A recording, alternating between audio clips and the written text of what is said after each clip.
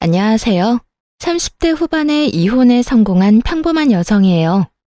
살면서 힘든 일 한번 겪지 않고 사는 사람이 어디 있겠어요? 저도 그렇게 생각하며 여태 살아왔거든요. 그런데 정말 견딜 수 없는 일 앞에서는 아무것도 필요 없더라고요. 그 어떤 긍정적인 생각도, 인내도요. 이런 생각을 하게 만든 건 바로 시부와 전 남편이었죠. 저는 평범한 직장인으로 남들보다 조금 더 아껴 쓰는 버릇이 있었어요. 부모님이 두 분 다 불필요한 소비를 좋아하지 않으셨고, 항상 꼼꼼하게 가계부까지 적어서 관리하셨기 때문에 일을 보고 자랐죠. 그래서 부모님은 돈을 알뜰살뜰 모으셨고, 노후 걱정 없이 잘 지내고 계시거든요. 아버지는 재테크도 잘 해놓으셔서 은퇴하시고도 전혀 걱정이 없으실 정도였죠. 그런데 시댁은 저희와 전혀 다른 상황이었어요. 시부는 은퇴하기 전까지 평범한 직장인이었는데 완전 기분파였거든요. 예전부터 그런 시부의 행동을 보며 불안해서 남편에게 말하기도 했죠. 여보, 아버님 돈을 너무 많이 쓰시는 것 같아. 당신이 적당히 쓰시라고 좀 말려야 하지 않을까? 오죽하면 며느리가 시부의 소비 습관에 대해서 이렇게 말했겠어요. 그런데 정말 다른 사람들에게 과시하기 위해 번 돈을 족족 다 쓰셨거든요. 괜찮아. 아버지도 다 생각이 있으시겠지. 아무 생각 없이 저렇게 돈 쓰시지는 않을 거야. 반면 남편은 불안하지도 않은지 항상 저를 위로하면서 이런 말을 했죠. 노후를 다 대비해 놓으셨을 거다. 괜찮을 거다. 아들이 그런 말을 하니 저야 믿을 수밖에요. 그런데 걱정은 시부가 은퇴를 하고서 더 커지기 시작했어요. 월급은 이제 더 이상 나오지 않는데 시부의 지출은 여전히 거대했거든요. 시부는 허언과 허세가 있었는데 부자처럼 돈을 쓰려고 했어요. 제일 어이가 없었던 건 외식을 할 때였어요. 시부가 한 달에 몇 번이나 외식을 하자고 하는데 그것도 항상 비싼 코스 요리집이나 장어, 참치횟집 이런 곳만 고르는 거예요. 물론 돈 없다고 그런 곳을 못 가는 건 아니죠. 그런데 그런 곳에 가서 하는 행동에 더 큰 문제가 있었거든요. 그런 고급 음식점은 서비스가 좋을 수밖에 없잖아요. 그런데 시부는 꼭 가게 직원들에게 돈을 쥐어주더라고요. 현금을 5만 원짜리를 턱턱 쥐어주고는 팁이라고 아가씨 참 잘해서 주는 거라며 항상 그런 식으로 인심이 후한 척을 했거든요. 게다가 은퇴 후 식사비는 정작 우리가 내는데도 그런 식으로 직원들에게는 본인이 꼭 돈을 주며 주변 사람의 시선을 즐기곤 했어요. 돈이 많아 보여서 잠깐의 부러움이야 살 수도 있겠지만 그게 정상적인 일인가요? 우리 수준에 맞지 않는 일이라고 생각했어요. 한 달에 한 번 가서 즐기기도 어려운 곳에 매주 주말마다 가서 돈을 쓴다니요. 게다가 나중에는 그 팁으로 주는 돈도 남편 주머니에서 나갔거든요. 그래서 하루는 시부에게 마음 단단히 먹고 말했죠. 아버님, 앞으로 이렇게 호화로운 음식점은 자주 못 올 것 같아요. 드시고 싶으신 게 있으면 집 근처 저렴한 맛집도 있으니 그쪽으로 모실게요. 시부가 장어를 먹고 싶다고 해서 단골 장어집에서 먹고 돌아오는 길이었어요. 그날도 어김없이 시부는 가게 직원에게 10만 원을 쥐어주었죠. 왜 우리가 여길 자주 못 와? 너희 그만큼 능력 안 돼? 그런데 싼 집은 싼값 한다는 거 모르진 않지? 너희가 지금껏 여기서 맛있는 장어 먹을 수 있는 건 다 내 덕분이었잖아. 그러면 이제는 나도 너희 덕 볼 때도 됐지. 왜 너희 마음대로 가게를 바꾼다 만다야? 아버님, 저희도 좋은 곳 자주 오고 싶죠. 하지만 아버님 은퇴하시고 이제부터는 저희가 음식값 내야 하는데 이 사람도 그렇고 저도 그렇고 돈 펑펑 쓰면 쓸 만큼 모으지를 못해요.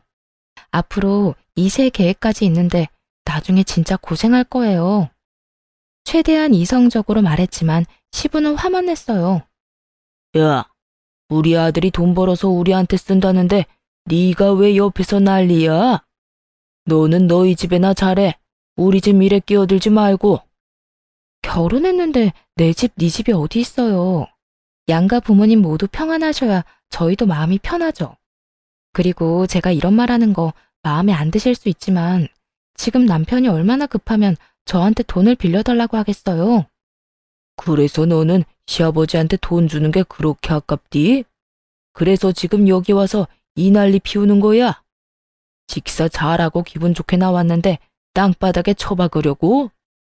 아버님, 아무리 그렇게 말씀하셔도 저희는 더 이상 못 맞춰드려요.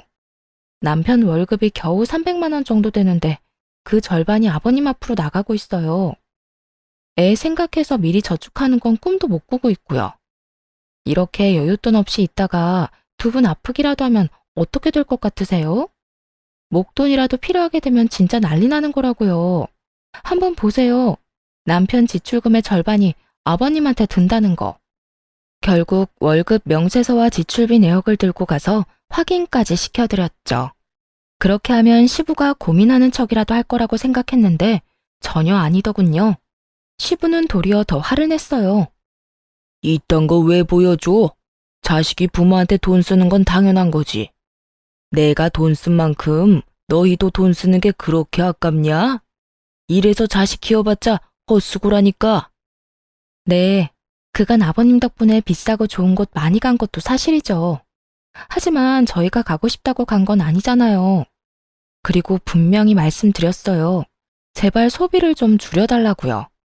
이대로라면 아버님이 쓰시는 돈 저희가 고스란히 드려야 하잖아요. 그러니 걱정돼서 이런 말씀 드리는 거예요. 은퇴한 부모님께 자식들이 돈 쓰는 거 당연하다고 생각해요. 그런데 아버님은 딱히 필요 없는 곳에 돈을 낭비하시잖아요. 필요 없는 곳? 넌 내가 남들 접대하고 너희들하고 좋은 음식점에 오는 게 필요 없다고 생각하냐? 네, 근처 맛집만 가더라도 이렇게 비싸지는 않아요, 아버님. 그리고 오늘도 보세요. 모두가 아버님처럼 직원한테 돈 주는 거 아니에요. 우리나라가 팀 문화가 있는 것도 아니고요. 직원들이 우리한테만 눈에 띄게 더 잘해준 게 있나요? 그렇지도 않은데 아버님은 괜히 돈 쥐어주시고 그 사람이 고맙다고 하면 기분 좋아하시잖아요. 지금까지는 이야기하기 조심스러운 부분이라고 생각해서 참았지만 이제는 은퇴하셨으니까 저희 생각에 따라주시면 좋겠어요. 너는 그럼 팁 주는 게 아까워서 지금 나한테 이딴 소리나 하는 거냐? 나더러 질 떨어지는 가게나 가서 급 떨어지는 인간들하고 같이 식사하라고? 아버님, 같이 즐겁게 식사하는데 질이랑 급을 왜 나누시나요? 중요한 일이 있으시면 좋은 곳에 가실 수도 있죠. 그런데 아버님은 별일이 아니더라도 꼭 그런 곳에서 식사하고 돈을 내시잖아요. 보세요. 여기 남편 카드 명세서. 아버님이 쓰신 돈 메워놓느라 다른 곳에는 돈을 못 써요. 시부와의 대화는 다람쥐 쳇바퀴 돌듯 같은 자리에서 뱅뱅 돌기만 했습니다.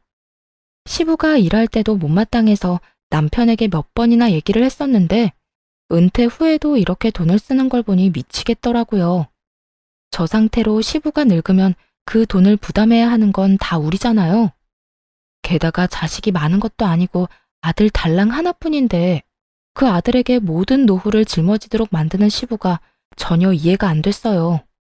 그렇지만 아무리 말해도 귀등으로도 듣지 않고 의견을 굽히지도 않더군요. 그래서 시부에게 최후의 방법을 쓰기로 마음먹었어요. 아버님, 이것까지는 말씀 안 드리려고 했는데 이 사람 지금 빚까지 지면서 아버님 돈 갚고 있어요. 무려 제 친정 아버지께요. 친정이라는 단어는 정말 말하고 싶지 않았어요. 생색 같은 거 내고 싶은 마음도 없었고 부담을 주고 싶은 것도 아니었어요. 그저 시부를 멈추게 하기 위해 약점을 건드려야겠다는 생각뿐이었죠. 그건 역시 저의 친정, 시부가 가장 싫어하는 단어였어요. 시부와 친정아버지는 같은 지역 출신으로 서로의 지인을 많이 알고 있었거든요. 결혼 전에도 건너 알 정도로 지인이었는데 결혼하면서 사돈이 된 거예요. 친정아버지는 동네에서도 소문난 알부자였고 시부도 그걸 알고 있었어요. 그렇지만 아버지도 저도 과소비나 낭비는 절대로 하지 않는 사람들이었어요. 그래도 돈을 써야 할 때는 아끼지 않고 쓰는 편이었죠. 시부는 그런 친정아버지에게 기묘한 열등감을 가지고 있는 게 틀림없었어요. 특히 이런 식으로 친정 도움을 받는 걸 정말 못 견뎌 했거든요. 결혼 후에 몇 번 친정 이야기를 했다가 시부가 정말 놀랄 만한 일을 해서 그 뒤로 친정 이야기를 시댁에서 일절 꺼내지 않았어요. 도대체 어떤 짓을 했냐고요?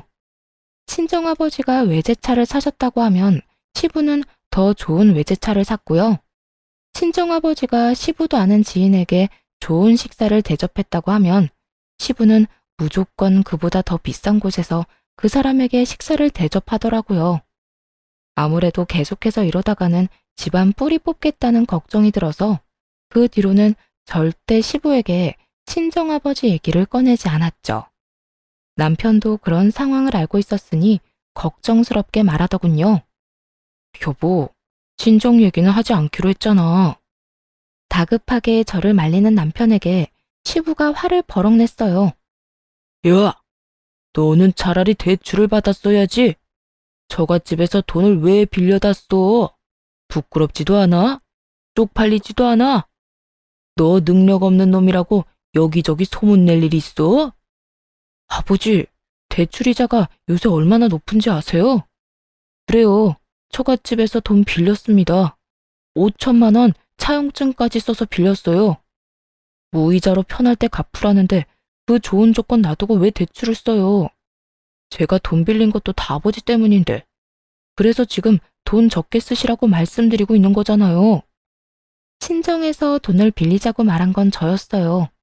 시부가 감당할 수 없을 정도로 돈을 계속 쓴다면 그 돈이 어디에서 나왔는지 알려줘서 혼쭐을 좀 내줄 생각이었죠. 하지만 남편과 제가 뭔 말을 해도 시부는 눈썹 하나 까딱 안 했어요. 그러니까 제발 돈 좀 아껴 쓰세요. 그리고 전에 드렸던 카드도 이제 못 쓰실 거예요. 유효기간 만료됐는데 재발급 안 할 생각이거든요. 그럼 내 용돈은 너희가 당연히 줘야지. 대신 매달 50만 원씩 드릴게요. 그런데 카드는 다시 못 드려요. 만약 쓰고 싶으시면 남편이 빌린 돈부터 저희 아버지랑 해결하고 나서 말씀하세요. 그 돈 온전히 아버님 때문에 빌린 거잖아요. 갚으라고 하진 않을 테니까 제발 앞으로 더 쓰지만 마세요. 그렇게 이야기하자 결국 시부가 꼬리를 내리더군요. 내가 왜 사돈이랑 돈 이야기를 해? 그것도 내 허락 없이 빌린 돈으로. 그건 너희가 알아서 해야지. 정말 더럽고 치사해서 이제 너희한테 돈 달라고 안 한다. 그러니까 앞으로 이런 선 넘는 말 나한테 하지 마라. 어디 며느리가 눈에 힘 빡 주고 시아버지를 쳐다보면서 지적질이야? 할 말이 크게 없었는지 시부가 마지막으로 투덜거리고는 집으로 돌아갔어요. 그 모습을 보면서 진짜 가슴을 쓸어내렸잖아요. 이렇게까지 했으니 좋아질 거라는 생각을 하면서요. 그런데 세상 일이 그리 만만한 게 아니더군요. 몇 달간 연락이 없어서 시부가 드디어 정신 차렸다고 생각했거든요.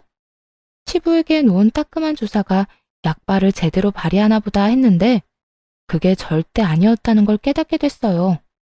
카드를 끊고 매달 용돈을 정해줬으니 안심한 제가 정말로 순진한 사람이었더라고요. 시부는 그 이후로도 수많은 지인들에게 돈을 펑펑 쓰고 돌아다녔어요.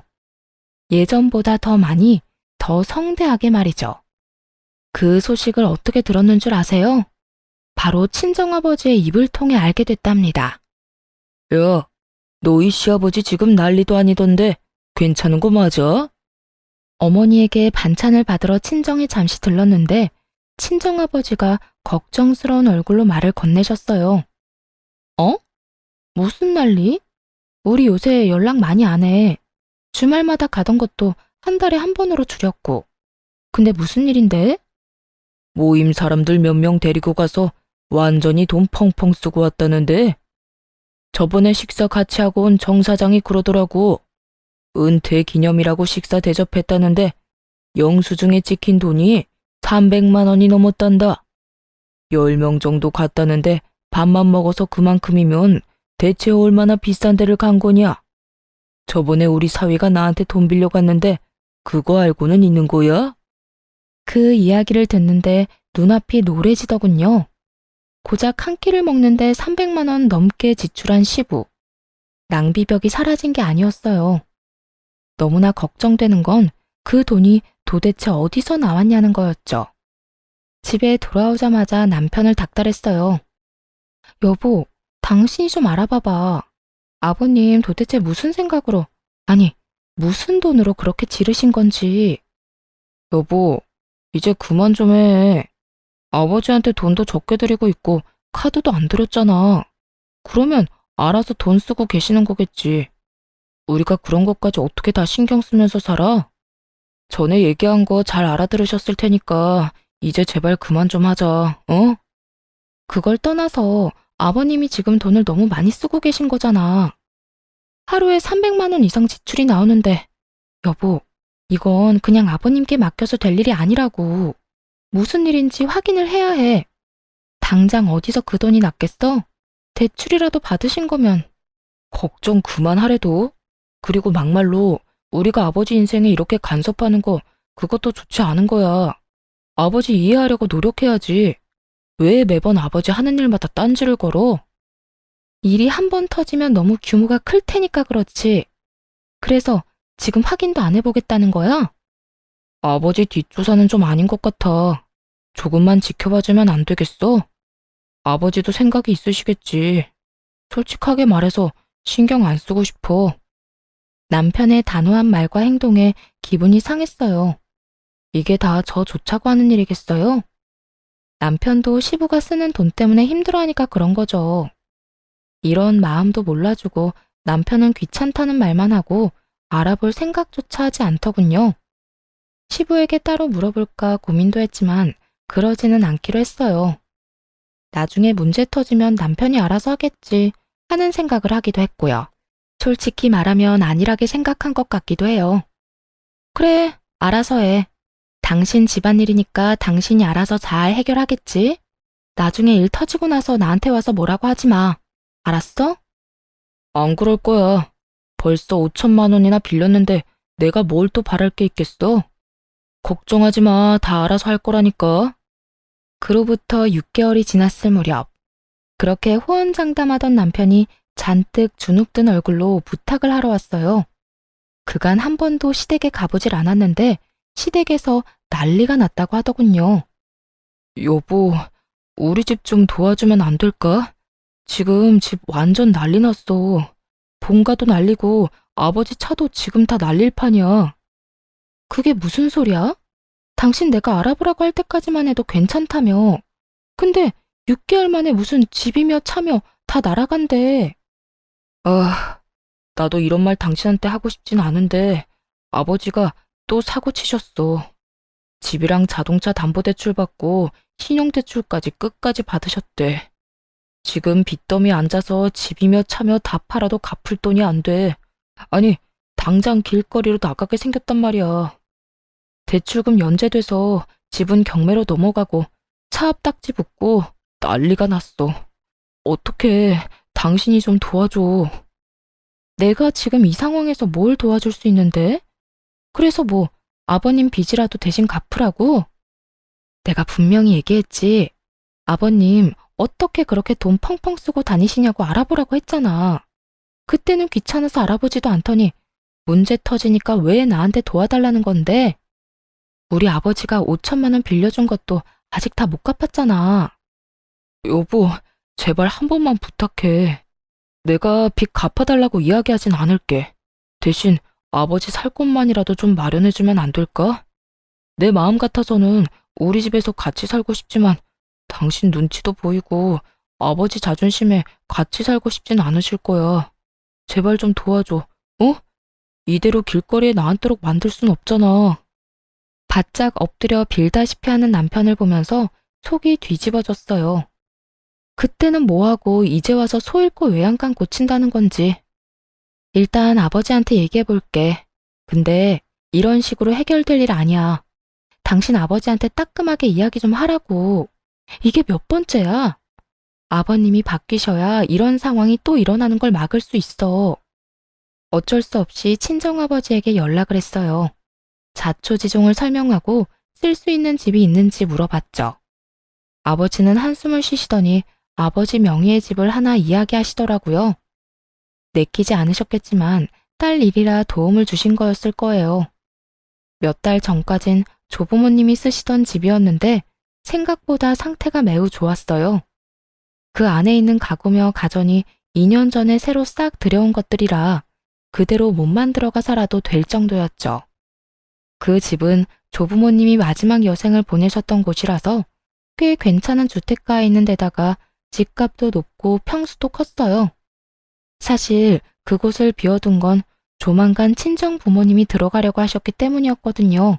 그런 집을 빌려줘도 괜찮겠냐고 물으니 아버지께서 사돈에게 큰일 나는 것보다야 낫지 않겠냐고 말하시더라고요. 아버지 명의의 집이고 돈 내고 들어가는 게 아니니 괜찮겠다 싶어 남편에게 말했죠. 남편은 엄청 좋아하며 시댁에는 자기가 잘 이야기하겠다고 하고 혼자서 가더군요. 시부모님과 사이가 별로 좋지 않아서 굳이 저는 안 따라갔거든요. 남편이 돌아와서는 시부모님이 무척 좋아하셨다고 전했어요. 앞으로는 돈 낭비하지 말라고 전해드려. 알았어? 만약 또 터지면 그때는 절대 책임 못 져. 그렇게 으름장을 놨는데 남편이 알겠다며 자기만 믿으라고 하더군요. 그런데 얼마 못 가 또 안 좋은 소식을 친정 아버지를 통해 들어야 했어요. 시부가 그 집으로 사람들을 엄청 초대한다는 거예요. 돈이 없으니 이제 집으로 사람을 초대하나 보다 싶었는데 어느 날 친정아버지가 화가 나서 저를 찾아왔더라고요. 바깥 사돈이 해도 진짜 너무 하는구나. 어떻게 이런 짓을 할 수가 있어? 아빠, 왜 그래요? 무슨 일 있었어요? 말도 마라. 내 지인들이 초대됐는데 그 집이 너희 할아버지 집인 거 아는 사람들이었거든. 지인들이 사돈이 많이 도와줘서 다행입니다. 라고 말 한 번 했는데 바깥 사돈이 이 집을 자기 아들이 샀다고 했다는 거야. 아닌 것 같다고 진실을 말해줘도 이렇게 좋은 집 산 게 부러워서 우리가 거짓말하고 다니는 것 같다고 했다지 뭐냐. 이게 도대체 무슨 일이야? 세상에, 시아버지가 그렇게 말씀하셨다고요? 그 집이 우리 거라는 게 거짓말이라고? 도움을 줬다고 고맙다는 인사를 받을 생각은 하지도 않았어. 너희 시아버지 쪼잔하고 괜한 열등감 가지고 있는 거 내가 잘 아니까. 그래도 힘든 사람 돕자고 한 일인데 이런 식으로 사람을 거짓말쟁이로 만들다니 어떻게 인간이 그럴 수가 있어? 그 이야기를 듣는데 너무 어이가 없더라고요. 남편이 무슨 돈이 있어서 그렇게 큰 주택을 마련했겠어요. 누가 봐도 빌렸을 게 뻔한데 아들이 산 집이 되다니. 게다가 문제는 시부의 허언증에 저희 부모님이 거짓말쟁이가 되어버렸다는 거죠. 그래서 그날 저녁 남편에게 따졌어요. 이야기해봐. 이게 어떻게 된 일이야? 우리가 빌려준 그 집이 어떻게 당신이 사준 집이 된 건데? 여보, 그냥 그런 걸로 하면 안 돼? 지금 부모님이 거기서 살고 계시잖아. 빌려서 살고 있다고 하면 아버지도 좀 창피하시니까 그런 말을 한 거겠지. 그럼 너는 이게 괜찮아? 당신 가족이 친 사고 때문에 우리 아버지는 돈도 빌려주고 집도 빌려줬어. 그런데 지금 주변 지인분들한테 거짓말쟁이로 찍혔다고.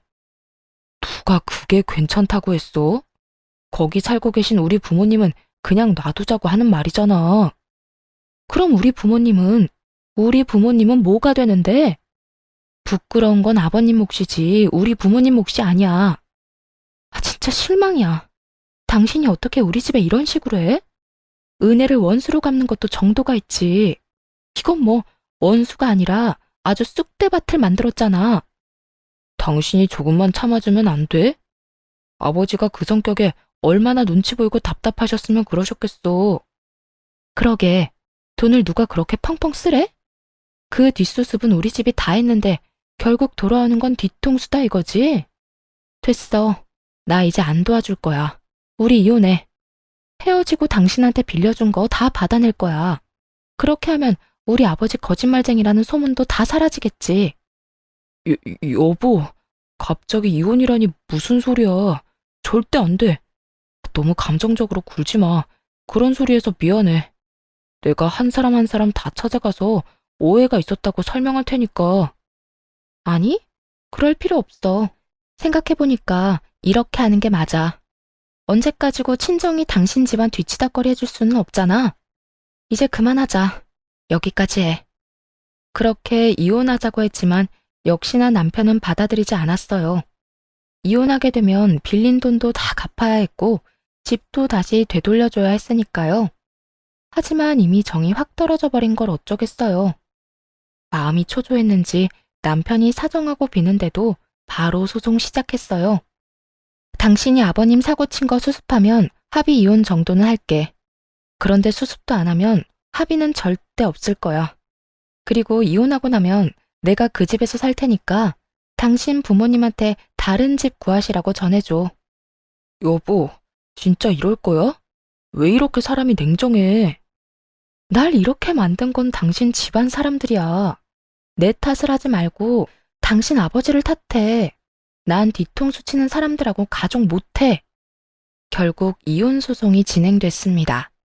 그동안에도 시부모는 연락 한 번 없었어요. 하긴 생각해보면 저와는 사적으로 연락한 적이 별로 없으니 그러려니 했죠. 곧 남이 될 며느리한테 뭐라 할 말이 있겠어요? 그런데 이혼 판결이 났는데도 시부모가 그 집에서 나갈 생각을 하지 않더군요. 전 남편은 연락을 받지도 않았고요. 설마 이대로 모르쇠 하고 눌러앉으려는 건가 의심하는 차에 친정아버지가 모임에 가셨다가 노발대발하며 오셨어요. 그 인간들 골 때리는 짓 계속하네. 이번에는 생일잔치 한다고 우리 집에 사람들 초대했단다. 세상에 무슨 낯짝으로 그런 짓을 해? 나가라는데도 안 나가고. 오히려 그 말을 듣고 이번이 기회라고 생각했어요. 그래서 생일잔치에 초대되었다는 분들이 그 집에 갈 때 따라갔죠. 집 안으로 들어가니 난리도 아니더군요. 전 시부 생일이랍시고 온갖 치장을 해놓고 조부모님의 텃밭마저 해집어놨더라고요. 그리고 그곳에서 연락도 받지 않던 전 남편과 마주했죠. 당신이 여긴 왜 왔어? 내가 못 올 곳 왔어? 여기 우리 아빠 집이잖아. 나가라고 그렇게 말했는데도 안 나가더니 남의 집에서 잔치까지 해? 당신이 내 연락 다 무시하길래 여기까지 왔다. 왜? 당장 짐 싸서 나가? 그러자 전 남편이 급히 다가오더니 손을 붙들고 내보내려고 하더군요. 그때 전 시부가 나타났어요. 이게 누구야? 거짓말쟁이들 아니야? 우리 아들이 나한테 사준 집을 자기들 집이라고 우긴 사람들. 난 자네 가족은 초대 안 했는데 왜 여기 왔어? 꼴값 돌려고 왔어?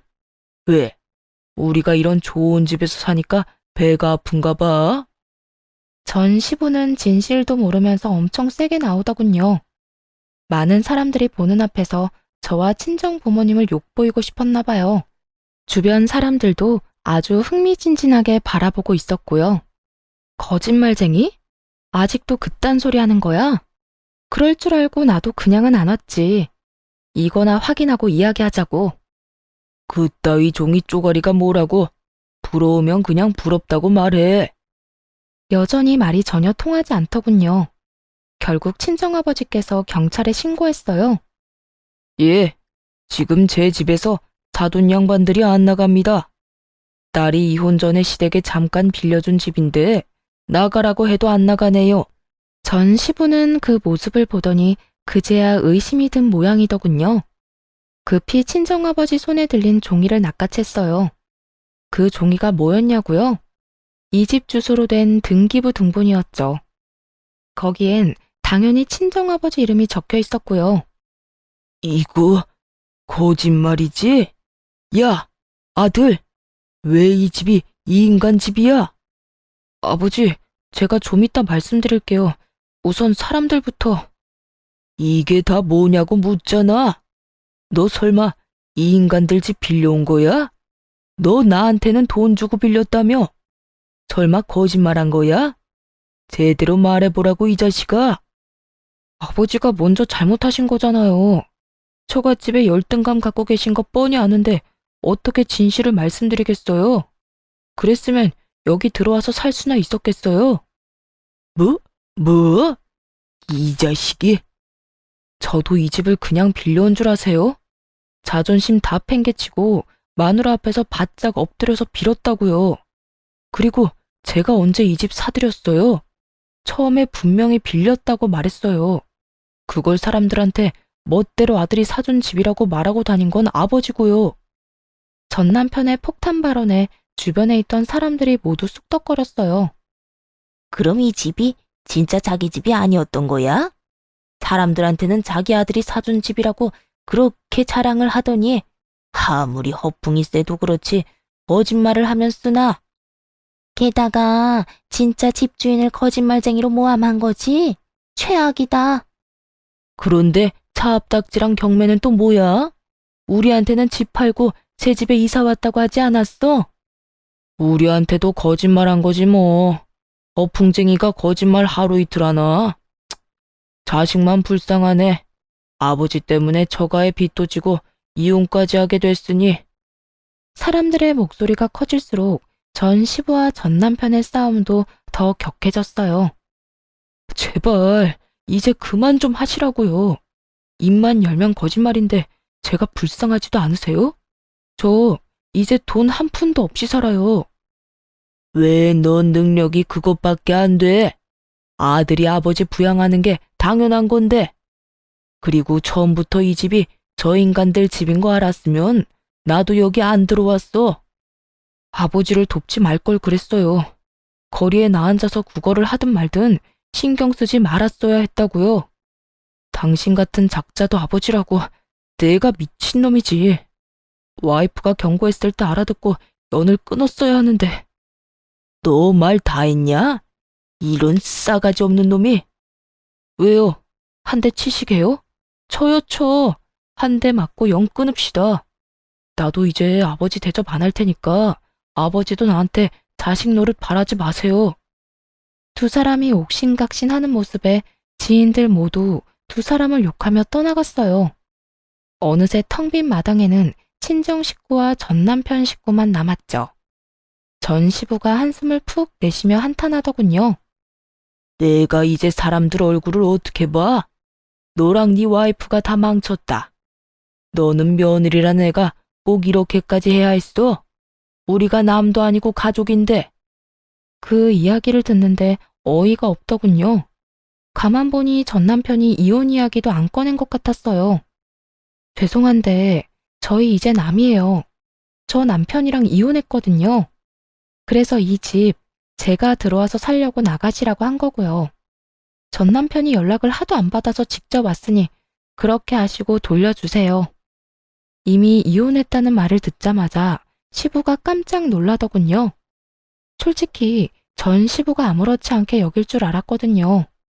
처음에 지출 좀 줄이시라고 바른말 좀 했다고 싸우고 나서 그 뒤로는 명절에도 한번 가보지 않았으니까요. 시댁에서도 굳이 저를 찾지 않았고요. 그런데 전 시부는 많이 놀란 것 같았어요. 뭐? 야 이놈아! 너는 왜 이 중요한 이야기를 안 했어?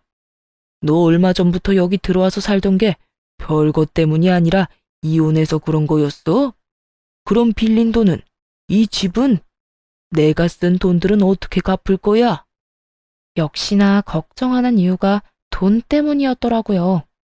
얼마나 많이 썼는지 본인이 잘 알 테니까요. 그런 어이없는 전 시부의 말에 전 남편이 더 열받았는지 소리치더군요. 이게 다 아버지 때문이잖아요. 아버지가 사고치는 바람에 와이프가 열받아서 이혼하자고 한 건데 저 진짜 돈 한 푼도 없거든요. 그러자 전 시부가 무너지듯 저한테 다가와 말했어요. 아가, 제발 우리 좀 살려다오. 이 집에서 나가면 우리 갈 곳이 없어. 제발 부탁이다. 조금만이라도 더 살게 해주면 안 되겠니? 벌써 몇 달 동안 기다렸거든요. 이미 이혼 소송하면서 그 집에서 나오시라고 말했는데 전 남편이 안 전했나 보네요. 근데 그게 제 잘못은 아니잖아요. 제가 아버지 집 놔두고 다른 데서 살 필요도 없죠. 지금 돈도 없는데. 그래도 우리가 봐온 정이 있는데 이렇게 한 번만 더 부탁할게. 응? 이대로 길거리에서 구걸이라도 하라는 말이냐? 어떻게 돈이 좀 모을 때까지만이라도 봐주면 안 되겠어? 처음으로 전 시부가 애원했지만 단호하게 퇴거 명령 소송을 해서 내보냈어요. 그리고 그 집에는 제가 들어가게 됐죠. 전 남편은 신혼집을 팔아치워서 저에게 재산 분할과 위자료를 주었고 친정아버지에게 빌린 돈을 모두 갚았어요. 그리고 조금 남은 돈으로 그 사이에 생긴 전 시부 빚을 또 갚았다고 하더군요. 친정아버지 집에서 쫓겨나서는 돈이 없어서 월세를 구하며 살고 있다고 했고요.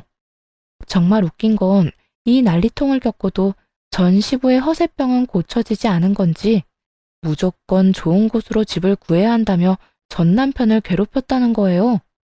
그래서 결국에는 전 남편이 한밤중에 몰래 부모님 놔두고 도망갔다고 하더군요.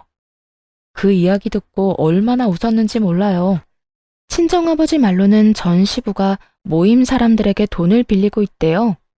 그동안 비싼 음식 많이 받아먹은 이들이 돈을 좀 빌려줬다는데 그거 가져가고는 갚는 날을 차일피일 미루기만 한다고 하더라고요. 게다가 월세도 제대로 못 내서 매번 쫓겨난다고 하니 여전히 반성은 안 하나 봐요. 그런데 이혼하고 몇 달이나 지나서 전 시부모가 연락을 해왔어요.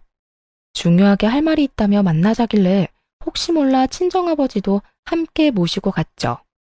무슨 이야기를 하는지 들어보니 가관도 아니더군요. 네 결혼 반지 우리들이 준 돈으로 맞췄으니 그거는 돌려줘야 하지 않니? 한 1,000만 원은 들여서 해준 건데 이혼한 마당에 당연히 돌려줘야지. 우리가 여태 그걸 잊고 있다가 이제 와서 생각나서 연락한 거야. 웃음이 나더군요. 그게 언제적 일인지 침착하게 두 사람에게 말해주었죠. 그 귀금속들 지금 저한테 없어요. 두 분 아드님이 아버님 빚 갚는 데 쓸 거라고 다 되팔았으니까요. 그러자 전 시부의 얼굴이 확 일그러지더군요. 조금이라도 돈을 마련할 수 있을 거라는 즐거운 마음으로 찾아온 것 같은데 이미 팔아버렸다고 하니 당황한 듯 했어요. 거짓말이지?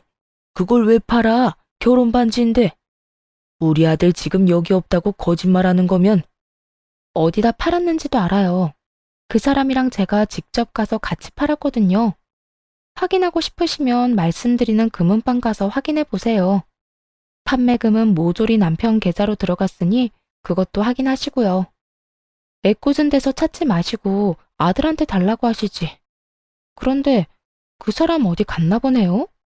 그래도 부모라고 책임은 질 줄 알았더니 제 말에 전 시부가 버럭 화를 내더군요. 자식이 왜 말도 없이 떠났는지는 생각해 보지도 않고 그저 신세 한탄만 하는 거 보니 여전한 것 같더라고요. 그 인간 같지도 않은 놈이 우리 버리고 갔어. 이렇게 될 줄 알고 그것도 다 팔고 간 게 틀림없어. 아니, 어떻게 자식 새끼가 부모를 책임도 안 지고 도망이 나가? 이게 말이 되냐? 자식 욕할 거 하나도 없어. 이건 다 자네 잘못이지 않은가? 얼마나 자식 속을 썩였으면 여태까지 참던 자식이 이제 와 도망을 가? 자식이 왜 도망갔는지 몰라서 지금 이래? 어세도 병은 병이야. 이러니 자식이 못 견디고 치를 떨며 떨어져 나간 거지. 정신 좀 차려. 언제까지 이렇게 살 거야? 친정아버지의 따끔한 말에 전 시부는 아무 말도 못하더군요. 이미 아들은 부모를 버리고 떠났고 아무것도 없이 남겨뒀잖아요. 자기 무덤 자기가 팠으니 할 말 없을 수밖에요. 결국 전 시부는 친정아버지와 대화 후 본전도 못 찾고 쫓겨나 버렸죠. 그 뒤로 두 사람이 어떻게 사는지 듣지도 못했어요. 전 남편은 전 남편대로 아무것도 없이 어디서 새로운 시작을 하는지 듣지도 못했고요. 그렇게 저와의 인연은 확실하게 끊어졌어요. 사실 허세가 나쁘다고만 생각하진 않아요. 그렇지만 너무 과도하거나 분수에 맞지 않은 소비는 본인의 목줄만 죄일 뿐이에요. 가끔씩 낭비를 하고 싶을 때마다 전 시부를 떠올리며 아껴 써야겠다는 생각을 해요. 그러면 절대 그렇게 되지 말아야지 다시 한번 스스로를 점검하게 된답니다. 긴 글 읽어주셔서 감사합니다. 모두들 행복한 하루 되세요.